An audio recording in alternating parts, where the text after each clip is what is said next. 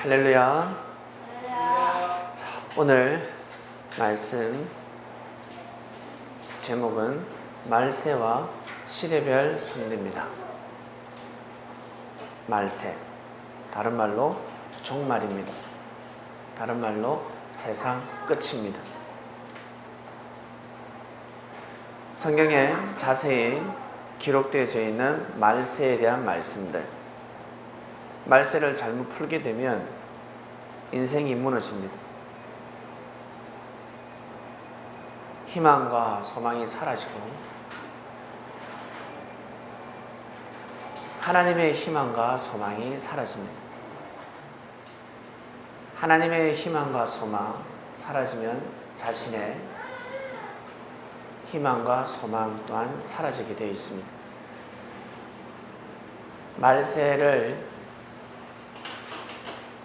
말세가 무엇인지 잘 알아야 하는데 말세를 모르기 때문에 특히 믿음을 가지는 사람들, 신앙인들이죠. 신앙, 하나님을 섬기는 마음을 신앙이라고 합니다. 신을 앙모하는 마음, 이러한 사람들이 불안해하는 마음을 가지게 되면 하나님의 뜻을 온전히 펼쳐나갈 수가 없습니다. 그리고 하나님의 말씀을 잘못 이해하면 이 땅에는 하나님의 뜻을 펼칠 수가 없습니다. 이 땅은 하나님이 창조하셨기 때문에 창조하신 하나님의 마음을 잘 알아야 합니다. 하나님이 이 땅을 어떻게 창조하셨는지, 그리고 우리를 어떻게 창조하셨는지, 여러분을 어떻게 창조하셨는지. 개인적으로 생각할 때는 나는 그냥 얼떨결에 태어났구나, 엄마 아빠의 실수로 태어났구나 라고 생각하는 사람도 있습니다. 엄마 아빠의 실수인 것 같지만 창조 목적은 절대 창조는 실수가 없습니다. 하나님께서 부족한 사람을 통해서 생명의 역사를 감행하셨습니다. 내가 비록 현재 부족하지만 못난 사람이지만 어떠한 마음을 먹느냐에 따라서 새로운 역사를 쓸 수가 있습니다.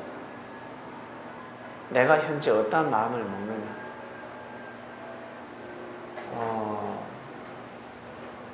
어떠한 마음을 먹고 싶습니까? 많은 마음이 있다 그러면 하나님의 마음을 알고 싶지 않습니까? 하나님의 마음을 알아야 합니다. 하나님의 마음이 최고로 높은 마음이고 최고로 이상적인 마음이기 때문에 그렇습니다. 최고수입니다. 고수. 그분의 마음을 알아야 합니다. 그분의 마음을 알아야 이 땅 가운데 하나님의 뜻을 펼칠 수 있고 이상적인 삶을 살아갈 수가 있습니다. 성경은 하나님의 마음이 담겨져 있습니다. 하나님의 마음이 담겨져 있는 책입니다. 여러분, 일기를 쓰지 않습니까? 간혹 가다가 일기를 쓰실 겁니다. 그 일기를 읽어보면 여러분의 마음이 담겨져 있습니다. 나 자신의 마음이 담겨져 있습니다. 10대 때, 20대 때, 30대 때 과거에 쓴 일기장을 덜쳐보면 그때 내 마음이 이랬구나. 중학교 때, 고등학교 때, 내가 대학 시절 때 나의 마음이 이랬구나 라는 것을 알 수가 있습니다. 성경은 하나님의 마음이 담겨져 있습니다. 성경은 하나님의 마음과 사람의 마음의 갈등과 싸움의 연속입니다. 전쟁입니다. 하나님의 마음을 거부하는 사람들의 마음이 등장합니다. 그리고 하나님의 마음을 받아들이는 사람들이 등장합니다. 그래서 이 땅에는 하나님을 믿는 사람과 하나님을 믿지 않는 사람들과의 싸움입니다. 다른 말로 쉽게 옳고 그름의 싸움입니다. 참과 거짓의 싸움입니다. 여러분, 거짓하고 싸워서 이기고 싶습니까? 지고 싶습니까? 거짓하고 싸워서는 이기고 싶지 않습니까? 이기고 싶은 겁니다. 참 앞에는 어떻습니까? 굴복하고 싶지 않습니까? 인정하고 싶지 않습니까? 받아들이고 싶지 않습니까? 알아야 된다는 것입니다. 참과 거짓을 알아야 합니다. 참은 하나님의 마음입니다. 하나님이 이 세상을 창조하셨기 때문에 반드시 하나님의 마음을 알아야 합니다. 성경은 하나님의 마음이 적혀져 있는 책입니다. 사람과 하나님의 마음과의 싸움입니다. 성경은 예수님 때까지 적혀져 있습니다. 그 이후로도 적을 수 있는데 왜 못 적었을까? 하나님이 못 적게 했습니다. 더 이상 성경은 필요가 없습니다. 왜? 아담과 하와 때부터 이제 아담과 하와 때부터 하나님의 중심 섭리가 시작이 됩니다. 그리고 예수님 때까지 4,000년의 역사가 지나왔는데 그 역사가 계속 되풀이 됩니다. 여러분, 사는 땅이라는 숫자라고 아십니까? 사는 동서남북, 봄, 여름, 가을, 겨울 땅수입니다. 그래서 이 사라는 숫자가 계속해서 돌고 돕니다. 땅의 수, 땅에서 펼쳐지는 역사입니다. 4,000년의 역사입니다. 그래서 아담과 하와 때부터 시작해서 예수님 때 이르기까지 이 역사는 계속해서 돌고 돕니다. 그래서 성경을 보면 여러분, 우리의 삶이 성경에 다 기록되어 있습니다. 우리의 삶이 성경에 다 기록되어 있습니다. 그래서 하나님은 예수님이 그리스도 메시아이기 때문에 그때까지 그가 오면 끝나니까 그가 오면 모든 답이 그로부터 시작되기 때문에 그 이후로는 성경을 기록하지 못하게 하신 겁니다. 예수님 때까지입니다. 예수님 때까지 모든 역사가 답입니다. 예수님 오시기 전에는 하나님의 마음을 100% 알 수가 없었습니다. 어떨 때는 10%, 어떨 때는 20%, 어떨 때는 30%, 많아봤자 70%입니다. 그러나 예수님 오셨을 때는 하나님의 마음을 100% 알았습니다. 100% 완전한 진리가 선포되었습니다. 하나님은 일하신 분이야. 하나님은 일하신 분이야. 정확한 말씀이 선포되었습니다. 그 말씀을 오늘도 논하고자 합니다. 오늘 말씀은 말세입니다. 말세, 여러분 잘 아시죠? 말세, 다른 말로 종말, 한마디로 멸망입니다. 멸망된다는 것입니다. 이 땅이 멸망이 된다는 것입니다. 근거가 어디냐? 근거가 무엇이냐? 근거는 성경입니다. 성경을 근거로 하고 있습니다. 이스라엘 백성들은 그리스도 메시아를 기다렸습니다. 그리스도 메시아 보면 이 땅은 멸망되는 줄 알았습니다. 자기들은 살고. 왜? 자기들은 하나님을 믿으니까. 하나님께서 우리를 살려주시고 저 로마는 싸그리 불심판해서 죽여버릴 것이다. 다 말세, 다 없애고 끝이다, 끝. 했는데 그렇게 믿고 있었습니다. 근데 예수님은 오셔서 말세가 그것이 아니야라는 것을 가르쳐주셨습니다. 잘못 알고 있었습니다. 말세, 시리벨 섭리 이어서 공부하겠습니다. 베드로후서 3장 10절에서 12절. 그러나 주의 날이 도적같이 오리니 그날에는 하늘이 큰 소리를 떠나고 체질이 뜨거운 불에 풀어지고 땅과 그 중에 있는 모든 것이 드러납니다. 12절. 하나님의 날이 임하기를 간절히 사모하라 했습니다. 그날에 하늘이 불에 타서 풀어지고 체질이 뜨거운 불에 녹아지려니와. 네, 불심판입니다. 불심판 배우셨잖아요. 불심판입니다. 마태복음 보겠습니다. 그 환란 후에 해가 어두워지고 달이 빛을 내지 아니하며 별들이 땅에서 떨어집니다. 하늘의 권능이 흔들리고 그때 인자의 징조가 하늘에서 보이겠고 그때 땅의 모든 족속이 통곡하고 그들이 인자가 구름을 타고 능력과 큰 영광을 옷을 보리라 했습니다. 주님이 구름 타고 오실 때 해와 달, 별들이 떨어집니다. 천재지변이 일어납니다. 이것이 바로 말세입니다. 이것이 다른 말로 종말입니다. 세상 끝입니다.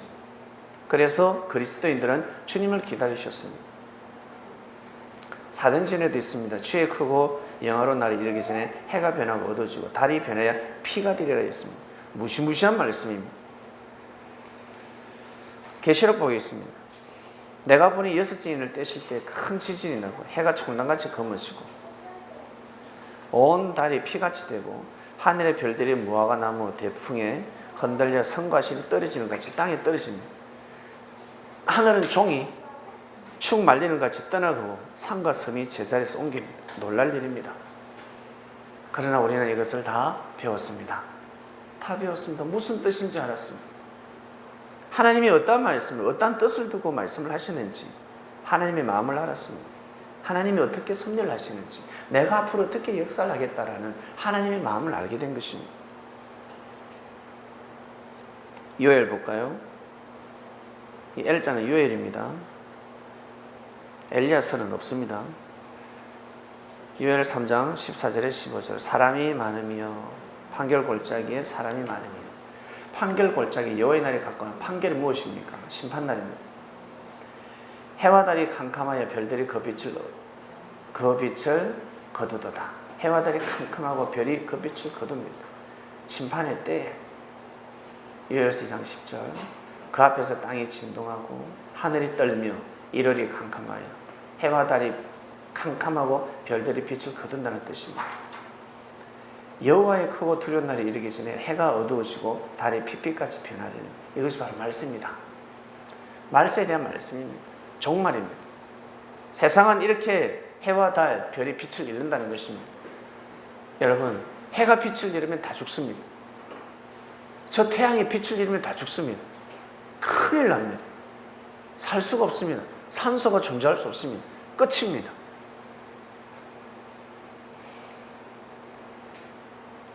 이렇게 종말을 믿고 있었는데 우리는 해와 달과 별이 무슨 뜻인지 알았습니다. 해는 영적으로는 하나님을 뜻하고, 그리고 별은 누구를 뜻합니까? 성도들을 뜻했습니다.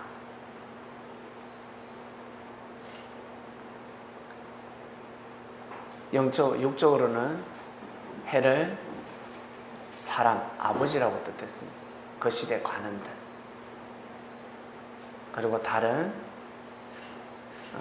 어머니라고 할 수 있겠죠. 내적 지도자들, 제사장들을 바쳐주는, 증거해주는 내적 지도자. 별들은 자녀들, 그리고 성도들을 뜻했습니다. 그 때가 되면, 그때가 말세 때인데, 바로 말세가 되면 해와 달 별들이 빛을 잃고 심판을 받는다는 뜻은 바로 사람을 뜻했습니다. 그리고 불심판은 진짜 불이 아니라 말씀이라는 것을 알게 되었습니다. 말세를 우리는 이미 공부해서 알고 있습니다. 노아 때 이미 구약에도 답이 있습니다. 한번 보겠습니다. 여호와께서 사람의 죄악이 세상의 관영함과 그 마음의 생각의 모든 계획이 항상 악할 뿐임을 보시고 사람들이 많이 악했습니다. 그때 하나님께서 땅 위에 사람을 지으셨음을 한탄하사 마음에 근심하시고 가라사대 나의 창조한 사람을 내가 지면에서 쓸어버리되 사람으로부터 육축과 기는 것과 공중의 새까지 그리하니 이는 내가 그것을 지었음을 한탄함이니이다. 하나님이 심판해버리겠다 하였습니다. 땅에서 공중의 새까지 다 죽인다는 뜻입니다. 무시무시합니다. 6장 13절. 하나님이 노아에게 이르시되 모든 혈육이 있는 자의 강포가 땅에 가득하므로 그 끝날이 내 앞에 이르렀으니 내가 그들을 땅과 함께 멸하리라. 말세입니다. 말세가 도래했습니다. 종말이 도래했습니다. 종말. 그러니까 너는 내가 홍수를 일으키니까 너는 방주를 만들어라. 그 말씀하셨습니다. 17절. 내가 홍수를 땅에 일으켜 물어 생명의 기식이 있는 육체를 천하에 멸절하니 땅에 있는 자는 다 죽으리라. 다 죽는다는 것입니다. 근데 이 홍수 심판은 전체 심판이 아니라 부분 심판인 것을 알 수가 있었습니다. 악이 멸했습니다. 노아를 중심한 그 중앙권에 살고 있는 사람들, 그 시대 사람들, 이때 악이 심판을 받은 것이지 지구가 다 심판받고 죽은 것이 아니라는 것입니다. 우리는 홍수 심판은 전체 심판이 아니라 부분 심판이라는 것을 알게 되었습니다. 말세란 무엇인가? 정의를 내립니다. 고린도전서 10장 11절. 그들에게 일어난 이런 본보기가 되고 또한 말세를 만난 우리를 깨우치기 위하여 기록되었습니다. 사도 바울 선생님이 말세를 만났다고 했습니다. 말세. 도대체 말세를 만났다 무슨 뜻일까? 말세는 바로 역사의 전환점입니다. 구약이 끝나고 신약이 들어있습니다. 구약 가운데 수많은 선지자들이 왔습니다. 선지자들이 왔을 때 말세를 하지 않았습니다. 종말이라 하지 않았습니다.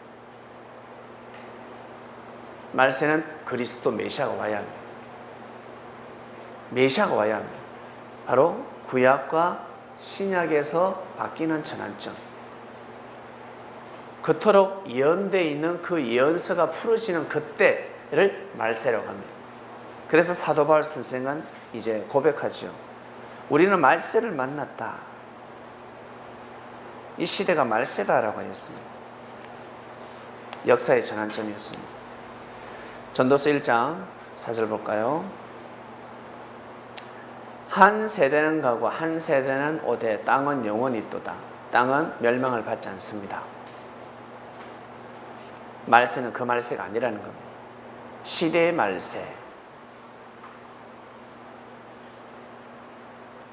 이미 있었던 것이 후에 다시 있겠고 이미 한 일을 후에 다시 할지니 해 아래는 새 것이 없나니. 네, 계속해서 역사가 돌고 돈다는 것입니다. 있었던 것이 또 후에 있고 이미 한 일이 또 후에 하고 해 아래는 새 것이 없나니. 이것을 보고 역사는 동시성이라는 말씀이 있습니다. 그리고 시편 104편 5절. 땅의 기초를 두사 영원히 요동치 않게 하시나니. 땅은 요동치 않습니다. 땅은 없어지지 않는다는 것입니다. 땅은 멸망받지 않는다는 뜻입니다. 땅은 영원하다는 것입니다. 영원한 땅으로 창조를 하셨습니다. 히브리서 1장 10절. 또 주여 태초에 주께서 땅의 기초를 두셨으며 하늘도 주의 손으로 지으신 바라. 네, 하나님께서는 하늘도 지으셨고 그리고 태초에 이 땅 가운데 기초를 두셨습니다. 이 땅은 하나님의 뜻이 있는 땅이고 그 시대 사람들에게 하나님의 뜻이 끼어질 뿐이지 영원토록 하나님의 뜻이 끼어지는 것이 아닙니다. 그래서 그 시대의 말씀입니다. 시대의 말세.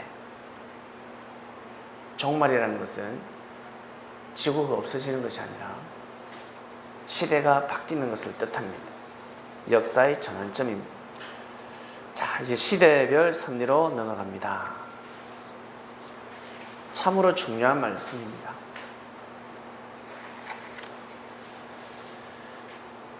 사람들이 시대를 몰랐습니다. 그래서 예수님이 너무 답답해했습니다. 그래서 예수님이 한 말씀 하시죠. 외식하는 자여, 너희가 천재의 기상은 분별할 줄 알면서 분간할 줄 알면서 어찌 이 시대는 분간하지 못하느냐 하였습니다. 날씨는 잘 안다는 겁니다.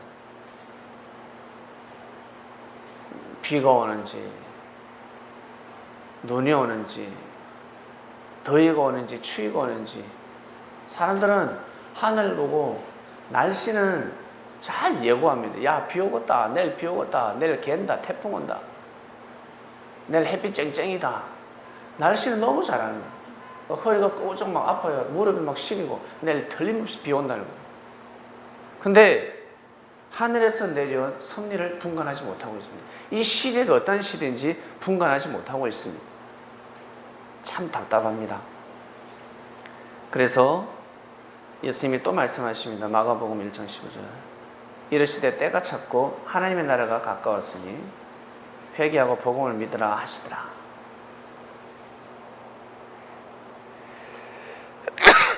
때가 찼습니다.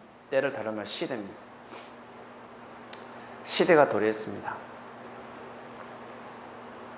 하나님께서 예정하신 시대, 그리스도 메시아가 왔습니다. 하나님은 사람을 통해서 승리하십니다. 하나님은 사람을 통해서 승리하시는데 예수님은 그리스도 메시아의 사명을 가져오셨습니다.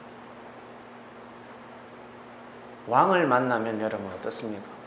여러분 살아가면서 대통령을 만나고 싶지 않습니까? 옛날에는 왕이라 했습니다. 백성이 왕을 만나면 원수 대통합니다. 왕 한마디에 강산이 변해버립니다.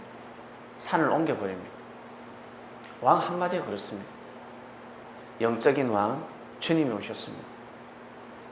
예수님을 크게 보지 못했습니다. 그 당시에는 예수님이 크게 보이지 않았고 예수님을 그리스도 메시아라고 믿기는 상당히 힘든 시대, 불가능한 시대였습니다.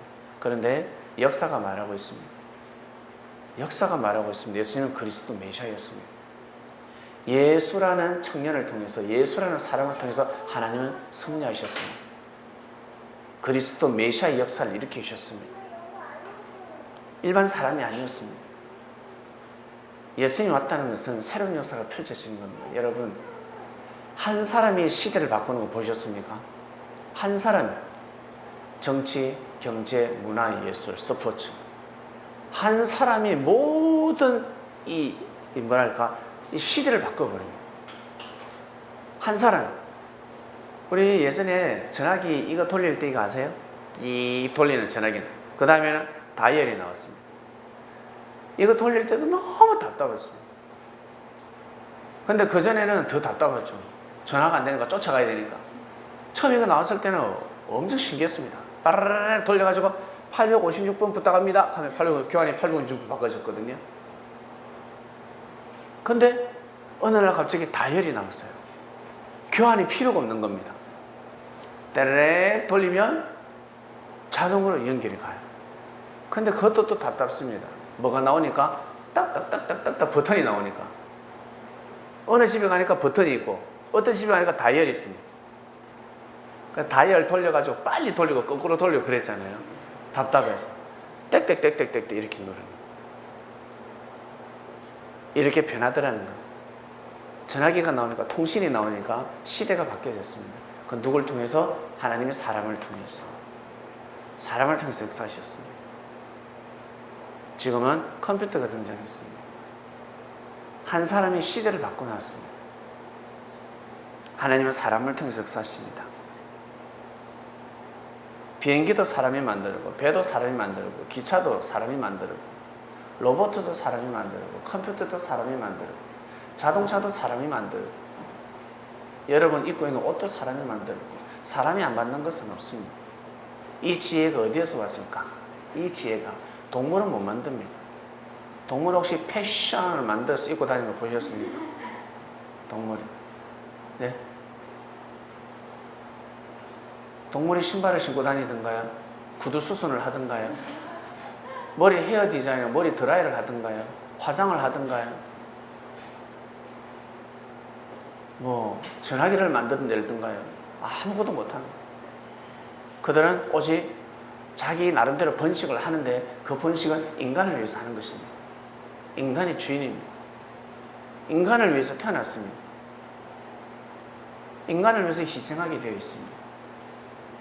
오늘도 여러분 맛있는 고기 드셨습니까? 돼지고기나 소고기 먹으면 그건 사람을 위해서 태어난 거예요. 사람을 위해서 이 세상의 만물은 사람을 위해서 존재하고 있습니다. 하나님이 그렇게 창조를 해 놓으셨습니다.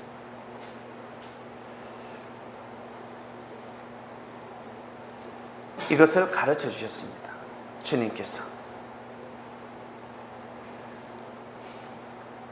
예수님을 통해서 역사가 새롭게 시작이 됩니다. 근데 유대인들은 예수님을 맞이하지 못합니다. 정녕 맞이해야 될 자들이 맞이하지 못했습니다. 진짜 맞이해야 될 자들이 있었습니다. 정녕 예수님을 맞이해야 될 자들이 있었는데 그들이 맞이하지 못했습니다. 정말 안타깝습니다. 세례요한까지 준비시켰는데 그래서 예수님은 너희들 날씨는 잘 분별할 줄 알면서 어찌 하늘에서 내려온 역사를 분별하지 못하느냐라는 말씀하셨습니다. 때가 찼다는 것은 때가 왔다. 역사가 시작되었다.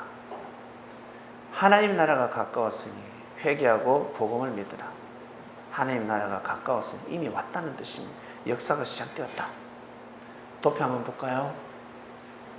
그러면 시대에는 어떻게 나눠집니까? 시대에 우리 도표 한번, 여러분 책 읽죠? 있습니까?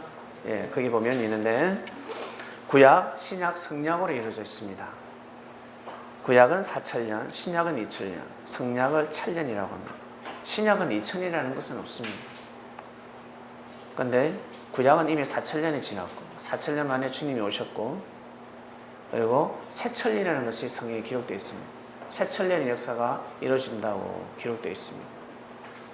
그래서 2000년이라는 것이 나오는 것입니다. 하나님의 역사는 7000년의 역사입니다. 이 역사가 계속해서 돌고 돌 겁니다. 동시성으로 이루어질 것입니다. 구약은 4000년, 예수님이 육으로 오셨습니다. 하나님을 대신하시는 예수님이 오셨습니다.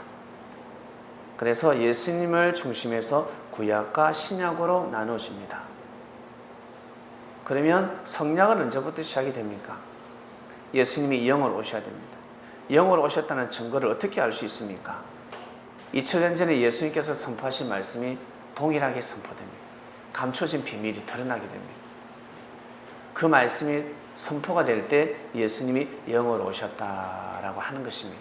새 섭리가 시작되었다라고 하는 것입니다. 그래서 당대 때는 모릅니다. 예수님 당대에 예수님이 그리스도 메시아라는 걸 몰랐잖아요. 예수님이 그 예수라는 청년이 그리스도 메시아라는 걸 몰랐다는 거죠. 그러나 역사가 지난 후에는 예수님이 그리스도 메시아라는 것이 그냥 보편화되어 버렸습니다. 지금은 상식입니다. 기본이 상식입니다. 그다지 감동도 없습니다. 크게 은혜도 없습니다. 그냥 그러니 충격도 받지 않습니다. 그런 시대가 도래했습니다. 예수님이 그리스도야, 메시아야, 하나님의 아들이야 그러면 그래? 그런 게 이 끝입니다. 그러나 예수님 시대 때는 그 말을 하게 되면 큰일 납니다. 입에 오르락내리락 할 수가 없었습니다. 그러한 시대였습니다. 비밀. 예수님이 그리스도 메시아라는 건 비밀이야, 말하지 마. 이거였습니다. 그냥 우리 열심히 살자. 복음을 전하자. 죽음을 무릅쓰고 복음을 전하는 자도 있었고 끝까지 죽음을 요리조리 피하면서 복음을 전하는 제자도 있었고 돈 없이 복음을 전하는 제자도 있었고 돈이 많으면서 누리면서 복음을 전하는 제자도 있었고 건강한 몸으로 복음을 전하는 제자가 있었고 병들어서 골골 100년 동안 살면서 복음을 전하는 제자도 있었고 몸이 아팠지만 내가 가난한 삶 속에서도 복음을 전하면서 왜 존재할 수 있었을까? 바로 시대를 만났기 때문에 그렇습니다. 예수님이 그리스도라는 것을 그 비사를 알았기 때문에 이제는 그 어떤 것도 이제는 두렵지 않고 그 어떤 것도 불행하지 않는다는 것입니다. 예수님을 만났기 때문에 예수님을 만났고 그리고 내가 예수님을 만나지 못하고 제자를 통해서 예수님을 들었다 할지라도 예수님 그 말씀만 들으면 예수님이 영으로 함께하는 걸 느껴지거든요. 예수님이 하신 말씀을 믿으면 기도만 하면 응답이 오는 겁니다. 주님이 함께 하신다는 걸 느끼기 때문에 그래서 그 힘든 인생을 다 헤쳐나갈 수 있었습니다. 이것이 비사였습니다. 이 역사가 2000년 동안 왔습니다. 그리고 성약은 예수님이 영으로 재림하셔서 역사를 감행하시는데 2000년 동안 그럼 예수님이 영으로 역사를 안 하셨을까? 하셨죠. 왜 안 하셨겠습니까? 예수님이 육으로 오시기 전에 구약 4000년 동안 하나님이 예수님 육을 통해서 오시기 전에 하나님이 구약 4000년 동안 역사를 하셨습니까? 안 하셨습니까? 하셨잖아요. 하셨다는 거예요. 그러나 이 시대는 구약 시대는 그리스도 메시아가 등장하는 시대가 아닙니다. 선지자들이 등장하는 시대입니다. 선지자급입니다. 선지자급. 그리스도 메시아는 바로 예수님 한 분이었습니다. 그리고 예수님 영이 2000년 동안 역사를 감행하시는데 재림이라고는 하지 않습니다. 왜? 말씀이 온전한 말씀이 다 선포되지 못했습니다. 부분적인 말씀만 선포되었습니다. 그래서 재림의 때는 따로 있습니다. 시대를 정해놓으시고 완전한 진리를 선포하는 때를 뜻합니다. 그 말씀이 선포가 되면 이제 성약 역사가 이루어집니다. 성약은 무엇입니까? 이룰 성자에다 약속약자. 하나님께서 새로운 약속, 새로운 이상세계를 이루신다는 것. 새로운 이상세계 공동체를 이룬다는 것입니다. 여러분 아시다시피 우리 동물 비유 배웠잖아요. 지상천국. 상한과 해됨이 없는 호랑이하고 사자하고 곰하고 늑대하고 어린아이하고 하나가 되는, 힘 있는 자와 힘 없는 자가 하나가 되는 그런 시대가 이루어진다는 것입니다. 그래서 예수님 시대 때도 구약과 신약이 정말 나누어졌는지 역사가 도래했는지는 몰랐던 것처럼 성령 역사가 도래도 마찬가지입니다. 그 당대는 모릅니다. 아는 자만이 알고 가는 것입니다. 시간이 흐르면 그제서야 알게 됩니다. 100년이 지나고 200년이 지나면 그제서야 알게 됩니다. 왜? 과학의 하나님은 과학의 하나님이시기 때문에 모든 과학으로 조명을 다 해버립니다. 시대가 가면 갈수록 지금 이 시대 예수님 때를 조명하듯이 시간이 지나면 훗날 이 시대를 조명해버립니다. 그러면 역시 주님이 왔다 가셨구나 됩니다. 주님이 영으로 오셔서 왔다 가셨구나. 육을 통해서 말씀을 선포하고 그 말씀이 지금 이어져 오고 있구나. 그 말씀을 찾는 게임입니다. 이제 부활이 무엇인지 여러분 배웠잖아요. 그 다음에 휴거가 무엇인지, 그리고 불심판이 무엇인지, 지상천국이 무엇인지 우리는 이미 다 배웠습니다. 이 말씀이 핵심입니다. 이 말씀이 풀어져야 이 땅에 하나님의 뜻을 펼쳐나갈 수가 있습니다. 이 말씀을 섭리가 아니고서는 모릅니다. 진정한 섭리가 아니고서는 아담과 하와 때 왜 역사가 끼어졌는지, 노아 때 왜 역사가 끼어졌는지, 시대마다 왜 역사가 끼어졌는지를 정확하게 밝혀낼 수가 없습니다. 못 밝혀냅니다.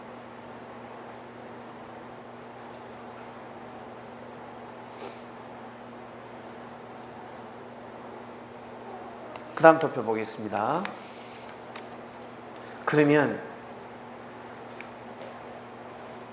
예수님한테 말씀을 배우지 못한 사람들은 어떻게 됩니까? 이미 답이 있습니다. 로마서 2장 12절에서 15절. 이빨이 없으면 잇몸으로 살아야 합니다. 이빨이 없으면 잇몸으로, 말씀이 없으면 마음으로 살아야 합니다. 무릇 율법 없이 번제한 자는 또한 율법 없이 망하고, 다른 말로 표현하겠습니다. 성경 없이 범죄한 자는, 성경을 모르고 범죄한 자는 성경을 몰라도 망하고, 무릇 성경을 알고 범죄한 자는 성경으로 말미암아 심판을 받으리라. 아시겠습니까? 하나님 앞에서는 율법을 듣는 자가 의인이 아니요 오직 율법을 행하는 자의 의롭다 하심을 얻으리니. 이 말씀을 풀어보겠습니다. 율법을 듣는 자가 의인이 아니라고 합니다. 말씀을 전할 때 말씀을 듣는 자들이 의인이 아니라고 합니다. 오직 율법을 행하는 자라야 의롭다 하심을 얻는다고 합니다. 말씀을 실천해야지만이 의롭다 하심을 얻는다고 합니다. 이게 기본이고 좀 더 깊이 들어갑니다. 율법을 듣는 자가 의인이 아니요 율법의 핵심은 무엇이냐면 바로 율법의 최고 핵심은 예수님 때를 뜻합니다. 그리스도 메시아가 올 때입니다. 오직 율법을 행하는 자의 의롭다 하심을 얻는다 했는데, 율법을 행하는 것은 예수님을 맞이하는 것입니다. 예수님을 믿는 것입니다. 이것이 바로 행하는 것입니다. 아시겠습니까? 율법을 행하는 것은 예수님을 믿는 것이 율법을 행하는 것입니다. 이걸 아셔야 합니다. 예수님이 그리스도 메시아라는 것을 믿는 것이 바로 율법을 행하는 것입니다. 그러면 좀 더 응용을 시키면 우리가 예수님을 믿는다면 다시 예수님의 재림, 예수님의 말씀을 믿는 것이 바로 행하는 것입니다. 이것이 그래서 믿음으로 구원을 받는다고 합니다. 믿음으로 구원을 받습니다. 믿음으로. 오직 믿음으로 의에 이르고 오직 믿음으로 구원에 이른다 하시는 겁니다. 율법 없는 이방인이 본성으로 율법의 일을 행할 때에는 이 사람은 율법이 없어도 자기가 자기에게 율법이 되는, 율법은 몰라요. 근데 자기가 열심히 살다 보니까 그 마음이 이미 율법에 적혀져 있습니다. 그러면 율법을 알고 살아가는 거죠. 이런 일은 그 양심이 증거가 돼요. 양심입니다. 그 생각들이 서로 혹은 고발하며 혹은 변명하여 그 마음에 새긴 율법의 행위를 나타내느니라. 사람은 양심에 따라서 살아가게끔 창조하셨다는 겁니다. 말씀이 없으면 마음, 양심에 따라서 살아가야 합니다. 이거 없으면 잇몸으로 살아야 합니다.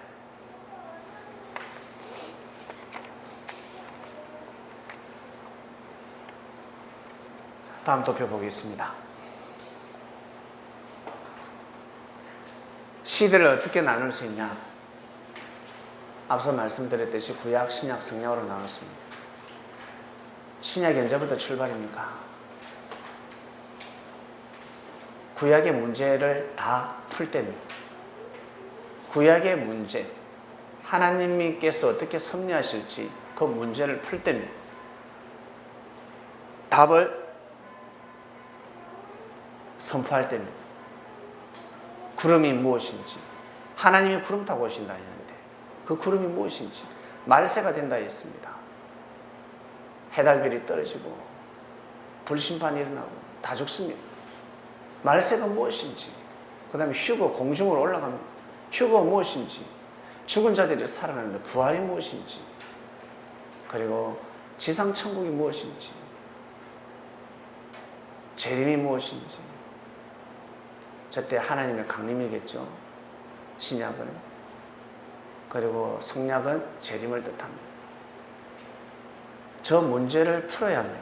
저 문제를 풀어야지만이 새로운 역사가 시작이 됩니다. 이미 예수님이 오셨습니다. 예수님이 오셨다는 것은 예수님이 이미 저 문제를 다 풀어주셨다는 겁니다. 그러고 나서 2000년이 지났습니다. 요즘 계속해서 새천년 역사라고 합니다. 성령 역사. 그리고 곳곳에 재림주가 너무나 많습니다. 왜 그런 현상이 일어날까? 예수님이 영으로 다시 오십니다. 예수님이 육이 부활하신 것이 아니라 예수님이 영으로 부활하셨기 때문에 예수님은 다시 영으로 다시 오십니다. 오셔서 육을 통해서 말씀을 선포하십니다. 구름이 무엇인지, 말세가 무엇인지, 휴거 무엇인지, 부활이 무엇인지, 지상천국과 그리고 예수님이 오신 그 재림이 무엇인지 이것을 선포하는 겁니다.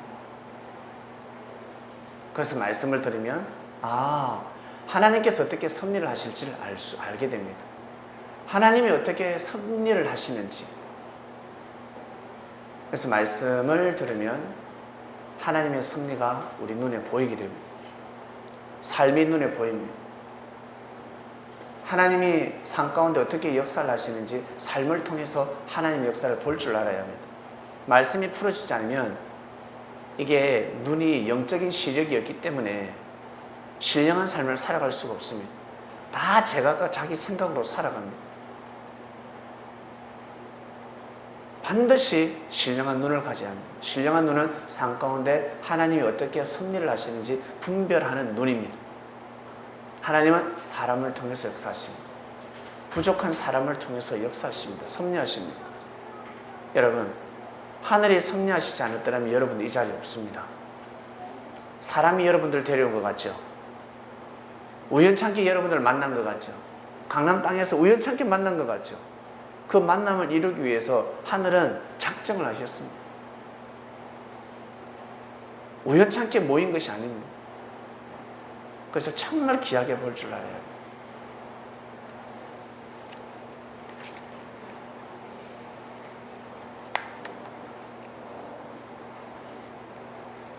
예수님이 시대를 자세하게 쪼개주셨는데 한번 볼게요. 마지막 도표입니다. 구약은 하나님만 등장합니다. 구약에는 하나님만. 예수님은 등장하지 않습니다. 예수님은 신약 때 등장합니다. 성령님도 그러하고요. 그리고 성약 때도 마찬가지입니다. 성약 때도 하나님, 성령님, 예수님 삼위일체라고 합니다. 예수님 때부터 시작해서 삼위일체가 등장합니다. 구약 때는 삼위일체라는 말이 없었습니다. 그래서 이 신약 때부터 영혼육이 등장합니다. 삼위일체가 삼위일체를 깨닫기 때문에 그 다음부터 영혼육 이 세 가지가 너무 소중합니다. 그래서 그리스도의 보걸음이 발걸음을 하는 곳곳마다 육적인 해방이 일어나는 겁니다. 영혼육이 검이 없어야 되니까. 예수님 시대 때부터 예수님한테 가게 되면 육적인 노예들이 다 풀려나게 되어 있습니다. 해방을 하면 매임에서 다 풀어집니다. 구약인들은 무엇만 보냐면 새로운 하나님의 역사만 기다리고 있습니다. 그래서 육의 세계를 풀 수가 없습니다. 영적으로 그냥 쑥 임해서 이 땅이 뭔가 바뀐다고 생각했기 때문에. 그러나 주님은 하나님의 섭리는 사람을 통해서 역사하신다, 육을 통해서 역사하신다라고 아셨기 때문에 육의 문제를 다 풀어주셨습니다. 매인 사람들 다 풀어주는 말씀을 선포하셨습니다. 왜? 삼위일체의 역사이기 때문에 그렇습니다. 삼위일체의 역사를 주님은 일으키셨습니다. 그래서 예수님을 만나는 사람들은 영혼육 문제가 다 해결되었습니다. 다 해결되어 버렸습니다. 이때부터 삼위일체의 역사가 시작이 됩니다. 성령 역사도 마찬가지입니다. 진짜 섭리인지 섭리가 아닌지 분별하는 방법은 영혼육 문제가 해결되어야 합니다. 말씀을 들었을 때 공감이 없어야 합니다. 뻥 뚫려야 합니다. 뭔가 부족했던 2%가 채워져야 합니다. 육신도 건강해져야 됩니다. 육신도 진짜 건강해져야 돼요. 마음도 기뻐야 돼요. 영은 팔팔하게 꿈만 꾸면 자신의 영이 어떻습니까? 아주 예쁘게 멋있게 단장하며 성장하고 있습니다. 자, 조금 더 세부적으로 보겠습니다. 구약은 하나님과 관계성이 종이었습니다. 사람들이 어리니까 종으로 선포했습니다. 이 종은 하나님 말씀하시면 순종하는 종이 아니라 노예, 종을 뜻합니다. 진짜 종. 신분이 주인이고 우리는 종입니다. 주인과 그러니까 종. 그걸 뜻합니다. 그러나 구약 때부터 이미 사람들은 하나님의 아들, 딸들이었습니다. 몰랐습니다. 우리가 하나님의 아들, 딸들이라는 것을 모르고 살았습니다. 그래서 구약 때는 종이라고 하였습니다.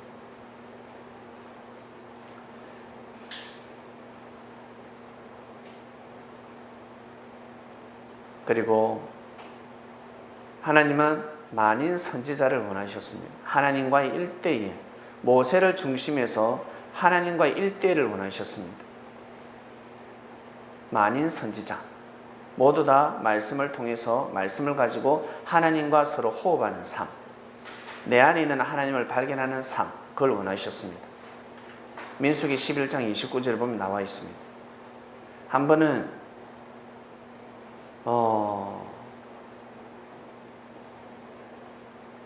모세가 이제 가나안 들어가기 전이죠. 모세는 못 들어갔으니까 진영에서 성령의 역사가 일어납니다. 갑자기 두 청년이 예언을 한다는 건데 그 예언은 하나님의 말씀을 선포하기 시작했습니다. 이 보고가 모세까지 올라옵니다. 모세 옆에 여호수아가 있었습니다. 여호수아가 참남하다였습니다. 어떻게 저들이 하나님의 말씀을 선포합니까? 라고 했습니다. 부분적인 말씀을 선포했겠죠. 온전한 말씀은 모세만이 선포할 수 있었습니다. 그럴 때 모세가 여호수아에게 시기하느냐 그랬습니다. 얘야 시기하지 마라. 하나님은 모두 다 선지자 되길 원한다. 모든 백성이 선지자가 되길 원한다라는 말씀을 했습니다. 만인 선지자였습니다. 구약 때는 선지자들이 말씀을 선포했고 사사들이 말씀을 선포했고 하나님의 뜻을 이루나갔습니다. 그리고 예배법은 동물로 하늘 앞에 나갔습니다. 제단을 드렸습니다. 진짜 제사를 드렸습니다. 번제를 드렸습니다. 번제는 불러 태우는 의식이었습니다.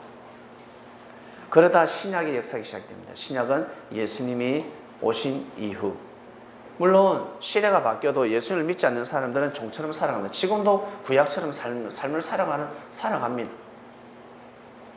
그러나 시대는 바뀌었다는 것입니다. 무슨 뜻이냐면 지금 여름이 왔잖아요. 여름에 왔는데 겨울 옷 입고 다니는 사람도 있습니다. 봄옷 입고 다니는 사람도 있고. 시대는 왔지만, 계절은 바뀌었지만 나는 고집부리는, 나는 그냥 겨울 옷 입고 살란다, 그러한 사람도 있습니다. 그건 자유죠. 그러나 시대 혜택은 누릴 수가 없습니다. 패션을 모르잖아요. 패션을. 그처럼 의를 모르는, 의의 옷을 모르는, 영적인 의를 모릅니다. 의의 옷을 모르는, 의의 옷을 단정하지 못하는 겁니다. 그렇게 살아가는 겁니다. 신약은 바로 아들을 밝혔습니다. 너희들은 하나님의 아들이다. 혼인잔치가 시작되었다. 너희들은 신부다. 그리고 만인제사장, 베드로전서 2장 9절, 계시록 5장 10절에 보면 만인제사장 홀로 서게 하라. 일어서야 된다. 내 안에 있는 하나님을 발견하라. 그 말씀입니다. 신약 때 하나님과의 관계성은 바로 아들입니다. 아들이라는 것을 밝혀주셨습니다. 그리고 너희들은 하늘 앞에 신부다. 혼인잔치를 말씀을 선포하며 신부라는 것을 가르쳐 주셨습니다. 그때부터 몸 단장해라. 시집 장가 함부로 가지 마. 말씀을 가르쳐 주셨습니다. 혼인을 함부로 해서는 아니 된다. 연애도 함부로 해서는 아니 된다. 다 죽는다. 역사가 깨진다. 가르쳐 주셨습니다. 그리고 말씀의 선포는 예수님이 직접 하셨고, 그 다음에 예수님 가시고 나서는 제자들이 했습니다. 예배법은 동물을 잡지 않습니다. 이제 신령과 진정으로 예배를 드렸습니다. 신령은 보낸 자 바로 예수님이었고, 진정은 그가 전한 진리였습니다. 영, 혼, 육을 깨끗이 단장해서 예배를 드리는 시대가 도래했습니다. 그 다음 성약입니다. 성약은 예수님 오시면 똑같이 동시성으로 일어납니다. 예수님이 오셔서 예수님 시대를 다시 재현합니다. 아들이라는 것을 밝히고, 신부, 단장, 신부, 그래서 아무나 연애하지 못하게 합니다. 그래서 교회에서 연애가 일어나지 않습니다. 섭리가 아닌 곳은 교회에서 계속해서 연애가 일어납니다. 교회 남자 사귀러 오고 여자 사귀러 옵니다. 저기에 가면 남자 사귈 수 있어요. 여자 사귈 수 있어요. 그리고 교회에서 연애 잔치가 일어납니다. 그건 섭리가 아닙니다. 신부로 단장시킵니다. 준비하고 예배시킵니다. 바로 그리고 만인 제사장 시대입니다. 동일합니다. 그리고 마지막 성령 역사이기 때문에 주님 같은 부모의 마음을 가져야 합니다. 남자는 아버지 같은 마음, 여자는 어머니 같은 마음을 가져야 합니다. 아버지는 하나님 같은 마음이고, 어머니 같은 마음은 성령님의 마음입니다. 주님께서 주신 말씀을 통해서 여성들은 성령님 같은 마음을 가져야 돼요. 남자들은 하나님 같은 마음을 가져야 되는 것입니다. 내 안에 하나님을 발견하라는 뜻입니다.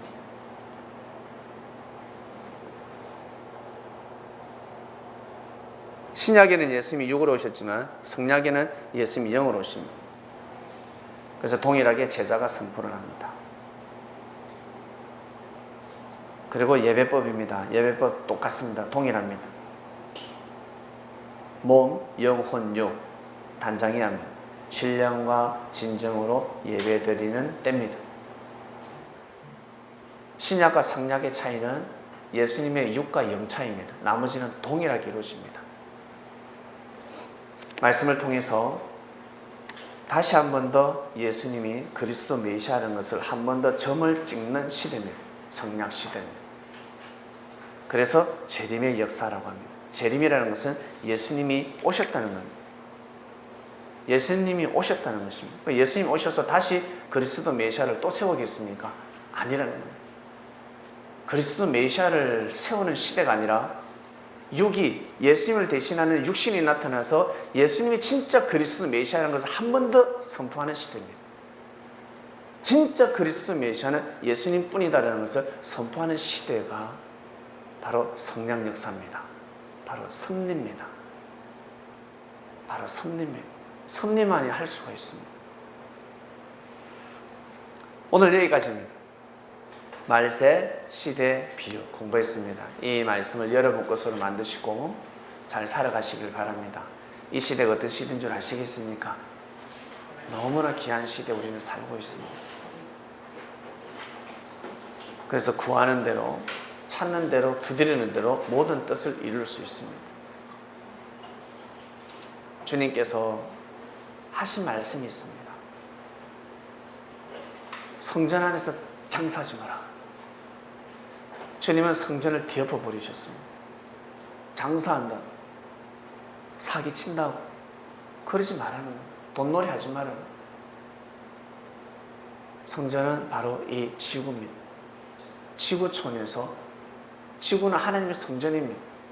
여기에서 사람들 장사하고 있습니다. 장사를 하고 있습니다. 장사하면 아니 됩니다.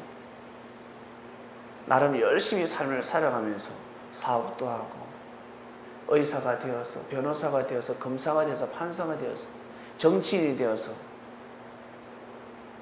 주님을 믿고 살아가지만 주님은 말씀하십니다. 나는 너희들 모른다. 주여 주여도 나는 너희들 모른다라고 하십니다. 왜? 장사하니까. 성전에서 장사하고 있습니다. 모든 삶이 다 깨어져 있습니다. 그래서 주님이 말씀을 선포했을 때는 가정이 깨어집니다. 시아버지하고 시어머니하고 아들, 딸들이 패가 나눠집니다. 2명, 3명으로 나눠져 버립니다. 주님이 섭리를 해 나가 있었을 때는 깨져 버립니다. 쪼개져 버립니다. 우리의 섭리도 마찬가지입니다. 창명 역사가 커지면서 주님이 바로 원하는 공동체를 만들게 되면 깨져 버립니다. 사업이 다 깨져 버립니다. 의사는 돈을 가지고 돈을 앞세우면서 의사가 되면 이제 안 되는 거예요. 의사는 진짜 생명을 사랑하는 사람이 의사가 되어야 돼요. 돈을 벌기 위해서 의사가 된다. 이미 죄를 본하고 들어가는 겁니다. 장사에서 사람들에게 거품으로 장사를 팔잖아요. 이 얼마 안 되는데 비싸게 팔고 막 백성의 뭐라 그럴까, 정치인들 세금을 어떻게 뒤로 빼돌리고 아무리 하나님 말 잘 믿고 해도 소용없다는 거예요. 아니란, 왜? 하나님은 이 땅을 반드시 지상천국 만들기 위해서 역사를 강림하십니다. 근데 이거는 장사하고 있는 겁니다. 여러분 잘 생각해 보시길 바랍니다. 이걸 섭리가 반드시 바로잡아야 합니다. 섭리만이 할 수가 있습니다. 그래서 십자가의 길을 걸어가지 않고서는 하나님의 뜻을 절대 이 땅 가운데 실현할 수가 없습니다. 주님이 말씀하셨습니다. 너희들 각자 십자가를 짊어지라 하였습니다. 각자 십자가를 짊어지라. 새로운 길을 열어야 합니다. 이 땅은 이미 피로 물들어져 있고 모든 물질로 물들어져 있습니다. 돈이라 그러면 피를 흘리는 곳입니다. 여러분 이거 싸워서 이겨야 합니다. 저와 같이 일을 해내야 합니다. 할 일이 너무 많습니다. 그냥 우리 이거 말씀 읽고 할렐루야 예배만 들으고 이렇게 가는 것이 섭리가 아닙니다. 이 땅의 질서를 바로 잡아야 합니다. 그래서 정신무장을 하시고 죽으면 죽으리라는 마음을 각오를 하셔야 됩니다. 그래서 하나님은 이 대한민국에서 역사를 감행하셨습니다. 재림을 하시는 겁니다. 왜? 육을 손대지 못하는 시대를 만들어 놨습니다. 절대 손을 못 대게끔 만들어 놓으셨습니다. 그리고 역사를 감행합니다. 다 장사하고 있습니다. 사기치고 있습니다. 이거 진짜 아닌데 진짜로 팔고 있습니다. 이거 얼마 안 하는데 비싸게 팔고 있습니다. 다 사기치고 있습니다. 백성들의 마음을 현혹시키고 있습니다. 엄청난 거품밖에 없습니다.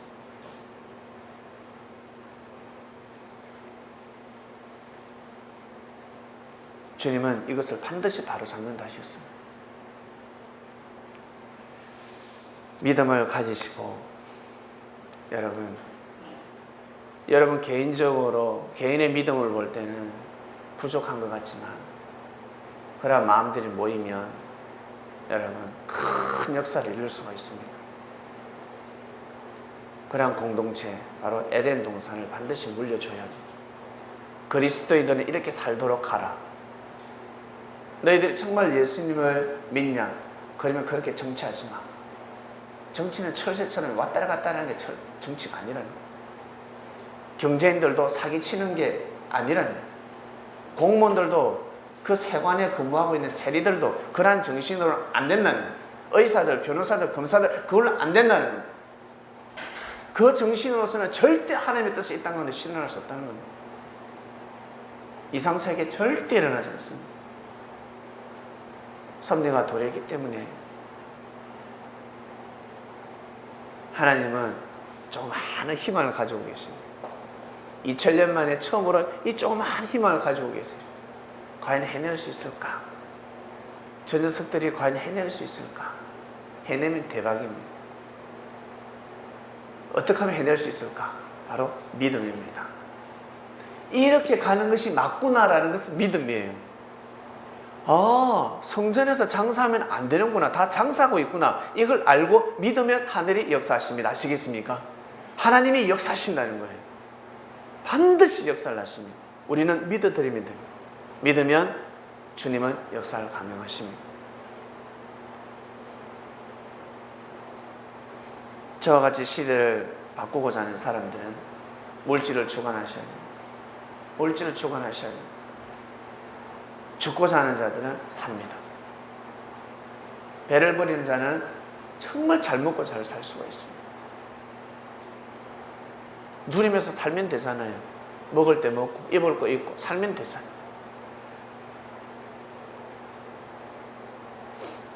자, 기도하고 마치겠습니다. 하나님 아버지 감사합니다.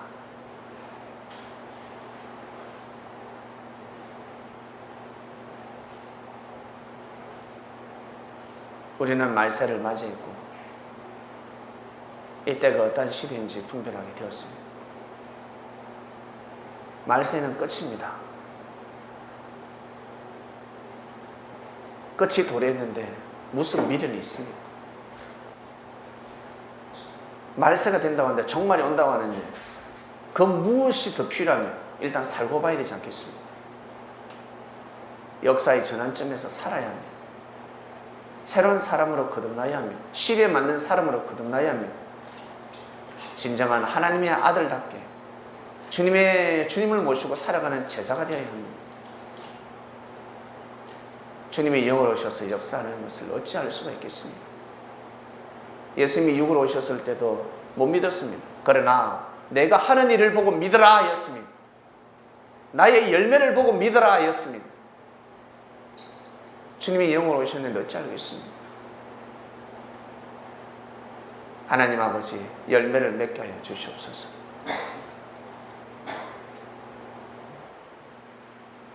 하나님께서 바라고 원하시는 시대, 이 땅 지상천국이 되려면 우리 사람들이 어떤 마음을 가져야 되는지 말씀을 통해 근본을 알고 있습니다.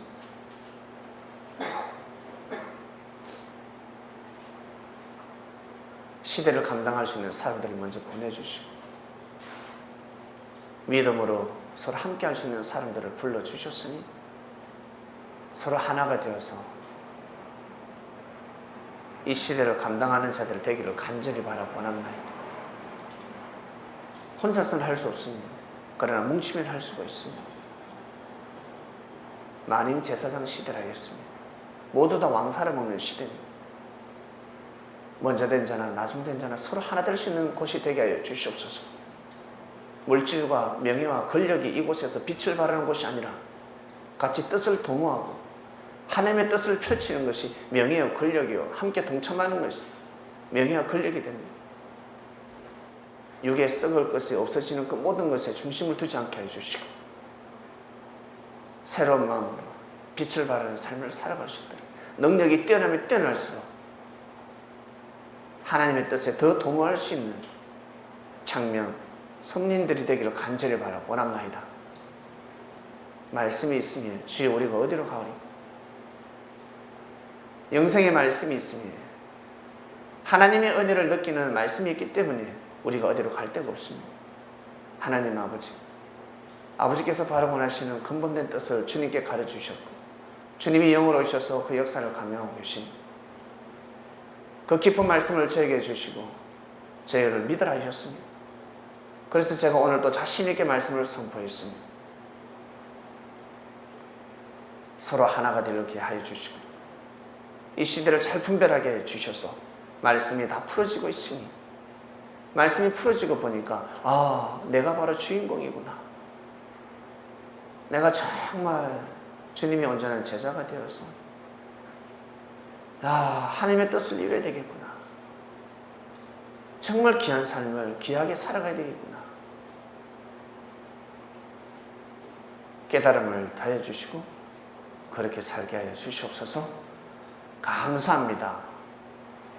사랑하는 주님의 이름으로 기도드립니다. 아멘.